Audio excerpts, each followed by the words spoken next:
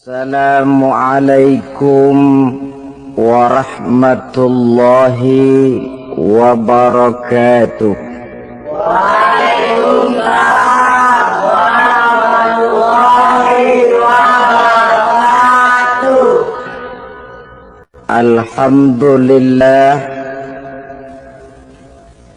Alhamdulillahillazi ja'ala ramadhana syahra siyama lil mu'minin. Wassalatu wassalamu ala ashrafil anbiya'i wal mursalin Sayyidina wa maulana Muhammadin wa ala alihi wa ashabihil mujahidin at-tahirin, amma ba'du. Ma'asyiral muslimin rahimakumullah. Dari jumlah 12 bulan yang ada dalam agama kita, yang dihitung sejak Muharram sampai dengan bulan Zulqa'dah, maka Ramadan mendapat gelar Sayyidus Syuhur. Sayyidus Syuhur artinya raja, penghulu atau tuan dari seluruh bulan. Apa sebabnya maka Ramadan ini dinamakan Sayyidus Syuhur? Sebab yang pertama, Ramadan dipilih oleh Allah menjadi bulan tempat di mana pertama kali diturunkan ayat-ayat suci Al-Quranul Karim. Allah tidak memilih Rabiul Awal, tidak Rajab, tidak pula Sya'ban misalnya, tetapi dipilihnya Ramadan untuk menjadi bulan di mana diturunkan ayat-ayat suci Al-Quranul Karim, seperti yang dijelaskan dalam surah Al-Baqarah ayat 185. A'udzu billahi minasy syaithanir rajim. Syahrul Ramadhan allazi unzila fihil Qur'an hudan linnasi wa bayyinatin minal huda wal furqan. Bulan Ramadan, bulan di mana diturunkan di dalamnya Al-Qur'anul Karim, yang merupakan petunjuk dan jalan menuju petunjuk bagi orang-orang yang beriman. Oleh sebab itu, salah satu bentuk ibadah yang sangat dianjurkan di bulan Ramadan diantaranya ialah memperbanyak membaca ayat-ayat suci Al-Quranul Karim. Yang kedua, Ramadan disebut Sayyidus Syuhur karena di dalamnya ada satu malam yang bobotnya khairun min alfi syahr. Satu malam tetapi lebih baik daripada 1000 bulan. Itu dinamakan dengan Lailatul Qadar. 1000 bulan kira-kira 83 tahun. nilai ibadah di malam itu lebih baik daripada nilai ibadah 83 tahun. Padahal umur orang sekarang kan jarang yang sampai 83 tahun. Bagaimana ini harus kita pahami? Ma'asyiral muslimin, sejak kita akil balik sampai kepada usia kita yang sekarang ini, kalau kita mau jujur bercermin, rasanya kita harus mengakui banyak dosa dan kesalahan yang pernah kita kerjakan. Kalau kita berbuat dosa selama 40 tahun, kemudian kita bertaubat 20 tahun lamanya, kalau menurut rumus dagang, ini kan belum tertutup. Dosa 40 tahun ditebus dengan taubat 20 tahun. Tapi haruskah dosa tidak terampuni? Allah subhanahu wa ta'ala maha penyayang. Disediakannya malam-malam yang istimewa, yang punya nilai khusus, seolah-olah Allah berkata, hai manusia, kau tidak perlu putus asa.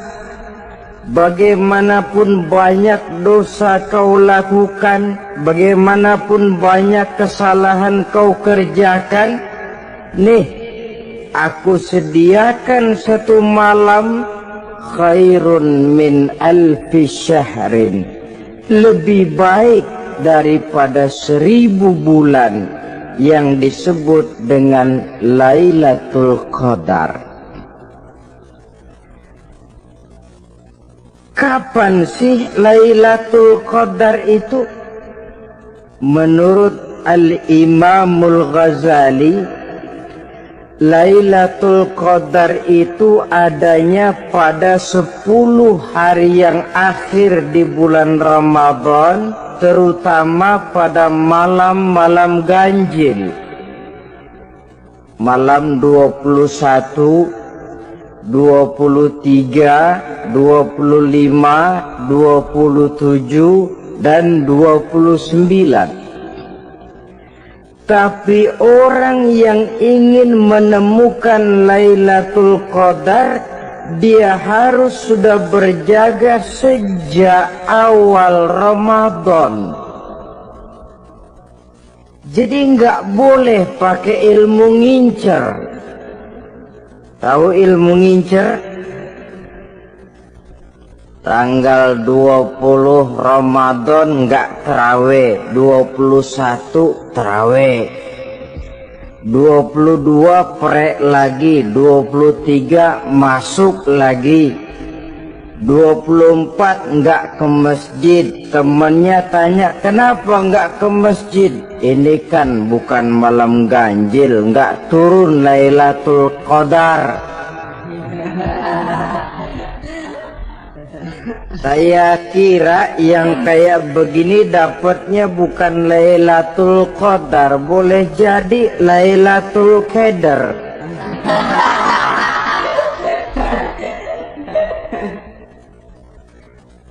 Orang yang ingin menemukan Lailatul Qadar itu, dia harus berjaga-jaga sejak awal Ramadan. Inilah di antara tugas kita, memanfaatkan waktu-waktu yang punya nilai istimewa. Itu ada dalam agama. Dalam setiap minggu ada hari istimewa. Dalam setiap hari ada jam-jam istimewa. Dalam setiap tahun ada bulan istimewa. Coba, dalam setiap minggu ada hari istimewa, hari Jumat. Dalam setiap hari ada jam-jam istimewa, sepertiga malam yang terakhir, antara jam 2 sampai menjelang fajar di kala subuh, itu saat-saat istimewa. Di samping saat istimewa, Allah pun menyediakan tempat-tempat yang istimewa. Sholat di Masjidil Haram pahalanya 100.000 kali ketimbang sholat di masjid-masjid lain. Begitu di Masjid Nabawi misalnya, ini tempat yang istimewa. Lailatul Qadar waktu yang istimewa yang diberikan kepada kita untuk kita manfaatkan dengan sebaik-baiknya. Toh dalam kehidupan bernegara saja misalnya, kan pada setiap tanggal 17 Agustus itu presiden memberikan grasi ampunan kepada para entah itu tahanan politik dan sebagainya. Ada yang mendapat potongan tahanan, waktu-waktu yang istimewa. Inilah sebab kedua kenapa Ramadan dinamakan Sayyidus Syuhur. Sebab yang ketiga, Ramadan disebut Sayyidus Syuhur karena di dalamnya nilai kebajikan berlipat ganda adanya. Satu hadis menjelaskan, "Lau ta'lamu ummati ma fi Ramadan, latamannau an takuna as-sanatu kullaha Ramadan." Andai kata umatku tahu keistimewaan apa yang ada di dalam bulan suci Ramadan, niscaya mereka ingin agar sepanjang tahun isinya Ramadan saja.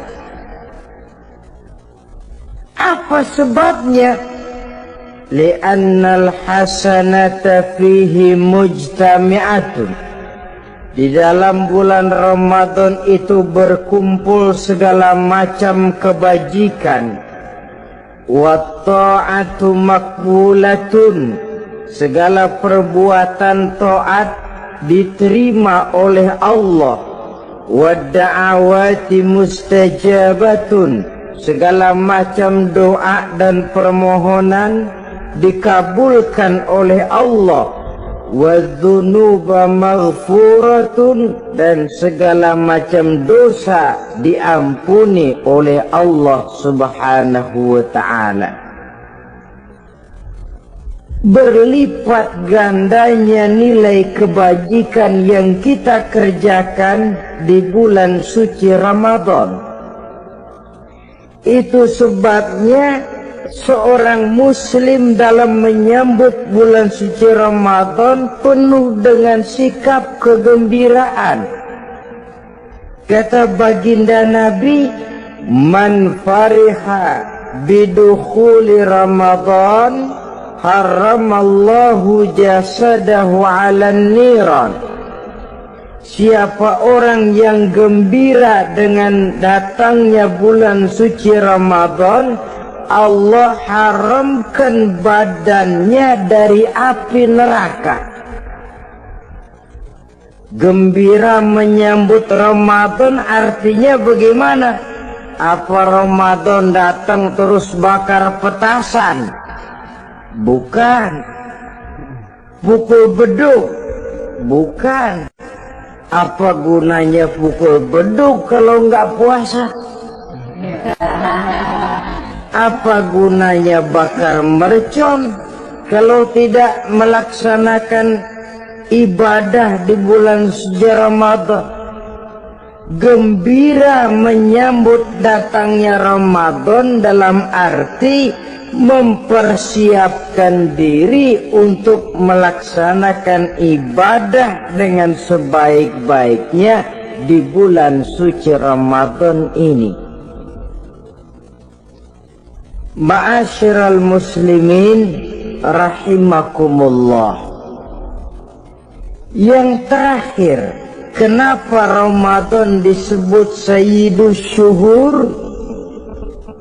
Karena di dalam bulan suci Ramadan ada perintah melaksanakan ibadah puasa. Apa istimewanya ibadah puasa? Pertama, yang dipanggil untuk melaksanakan puasa itu iman. Ini panggilan istimewa.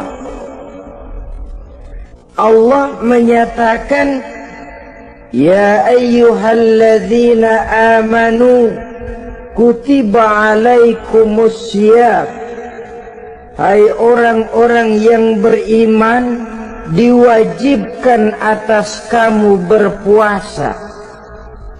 Iman yang dipanggil untuk melaksanakan ibadah puasa. Contoh, satu hari di depan rumah kita lewat tukang pepaya, tukang duku, tukang duren. Kita panggil satu tukang pepaya. Bang, pepaya, berhenti dulu sebentar. Kira-kira yang merasa tukang pepaya berhenti enggak? Ini tukang duku sama tukang duren berhenti enggak? Tentu tidak berhenti karena tidak dipanggil. Ini Ramadan yang dipanggil orang-orang beriman. Hai orang-orang yang beriman, berhenti dulu sebentar. Berhenti apa? Berhenti makan di waktu siang, berhenti minum di waktu siang. Yang merasa beriman berhenti, yang tidak beriman langsung. Biar Ramadan siang-siang makan jalan terus, ngerokok ngelepus terus. Kenapa? Tidak beriman, tidak merasa terpanggil oleh ayat tadi. Sekarang tukang pepaya lewat depan rumah, kita panggil, bang pepaya berhenti dulu. Dia dengar tapi nggak mau berhenti. Apa kita bilang? Gang pepaya budak. Dipanggil nggak mau berhenti. Ini ada orang ngaku beriman kepada Allah, Ramadan dipanggil disuruh berhenti makan siang, nggak berhenti juga. Mukmin budak. Disuruh berhenti minum di waktu siang, nggak berhenti juga. Mukmin budak. Ini istimewanya puasa. Panggilan difokuskan kepada iman. Hai orang-orang yang beriman. Allah tidak bilang hai orang-orang yang sudah masuk Islam. Tidak. Ya ayyuhallazina aslamu. Tidak. Ya ayyuhalladzina amanu yang dipanggil. Hai orang-orang yang beriman. Nilai nurani yang paling dalam itu yang dipanggil melaksanakan ibadah puasa. Lalu orang beriman yang bagaimana yang wajib puasa? Pertama, dia sudah balik. Yang kedua, berakal sehat. Yang ketiga, dia mampu berpuasa. Orang beriman macam ini balik, berakal sehat, mampu melaksanakan puasa. Kalau cukup syarat ini, dia wajib puasa. Kurang syarat, tidak wajib puasa. Jadi kalau di bulan Ramadan ada teman kita tidak puasa, jangan heran barangkali syaratnya kurang. Cukup dalam hati saja, ini orang kurang syarat. Makanya nggak puasa. Pak, itu teman saya kok nggak puasa? Nggak puasa. Dia bukan orang beriman kali ah. Orang yang tidak beriman itu tidak wajib puasa. Beriman kok Pak? Iman. Tapi nggak puasa. Belum balik kali ah. Belum balik, cuma badan doang gede. Bongsor kali itu. Belum balik. Sudah kok Pak, sudah balik. Tapi nggak puasa. Enggak. Gila kali dia ah. Gila kali, sebab orang yang tidak berakal itu tidak wajib puasa. Waras Pak, dia tidak gila. Tidak. Barangkali dia tidak mampu melaksanakan puasa karena terkena uzur syar'i. Ini keistimewaan puasa yang pertama, yang dipanggil melaksanakannya iman. Nah, inilah pembicaraan kita pada pertemuan kali ini, dengan harapan mudah-mudahan ibadah kita diterima Allah, kita keluar sebagai finalis yang pada akhirnya masuk ke dalam kelompok minal aidin wal faizin, orang yang kembali suci kepada fitrah dan orang yang beruntung. Dengan semangat inilah kita rayakan Idul Fitri, hari raya kembali kepada fitrah. Terima kasih banyak atas segala perhatian. Mohon maaf atas segala kekurangan. Usikum wa nafsi bitaqwallah. Wassalamualaikum warahmatullahi wabarakatuh. Waalaikumsalam.